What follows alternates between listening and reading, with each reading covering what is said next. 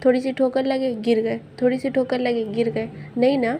तो इसका मतलब भी hello everyone, welcome back to my channel. पता है कभी कभी हमारे लाइफ में ना ऐसी ऐसी रुकावटें आने लगती हैं कि जैसे हमें लगता है यार अब तो हम अपने लाइफ में कुछ नहीं अचीव कर पाएंगे। हमारे लाइफ में, हमारे काम में, हर काम में बहुत रुकावटें आ रही हैं। हमें बहुत ठोकरों का सामना करना पड़ता है। होता है ना कि जब हमसे कोई काम नहीं हो पाता है या फिर हमारे काम में रुकावटें आना शुरू हो जाती हैं तो हम ऐसी सब चीज़ें बोलते रहते हैं। हमारे मन में नहीं होता है पर हमारे ज़ुबान पे ये सारी चीज़ें चढ़ी रहती हैं। तो ये मुंह से निकल जाता है ये सारी चीज़ें कि बहुत प्रॉब्लम आ रही है, बहुत रुकावटें आ रही हैं, ये काम ही नहीं करना चाहिए, शायद ये एक संकेत है। तो नहीं, ऐसा कुछ भी नहीं होता है।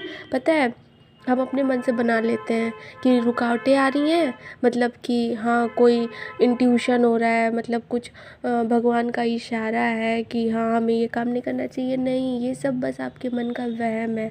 ऐसा कुछ भी भगवान इशारा नहीं दे रहे होते हैं आपको।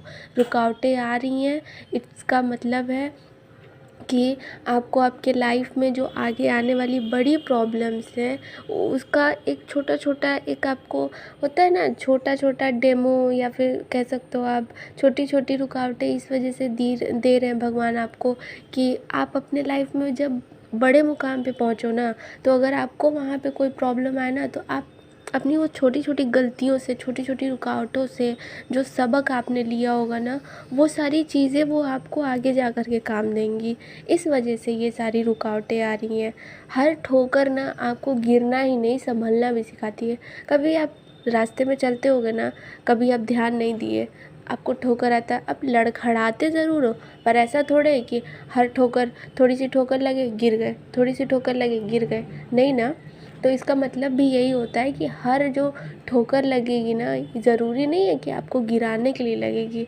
हर ठोकर इस वजह से लगती है कि आप संभल के चलो। अगर आप रास्ते से जा रहे हो, ठीक है, जस्ट एग्जांपल, आप रास्ते से जा रहे हो, ठीक है, और वहाँ पे आपको कहीं पत्थर है, आप उससे लड़खड़ा गए, गिरते गिरते बच गए, गिरे नहीं बच गए। आप क्या करोगे सामने, अब आगे वाले स्टेप पे ध्यान रखोगे कि कहीं पत्थर तो नहीं है, कहीं कुछ ऊंचा नीचा तो नहीं है। अब ध्यान रखोगे, ध्यान से चलोगे तो आपने अपने उस ठोकर से सीखा ना, उससे सीख करके आप आगे बढ़े ना। तो यही होता है लाइफ में भी, आपको आपकी ठोकरों से सीख करके आगे बढ़ना चाहिए। हर ठोकर आपको गिराने के लिए नहीं, एक बड़े से प्रॉब्लम से बचाने के लिए भी छोटी छोटी ठोकरें ज़रूरी होती हैं आपकी लाइफ में।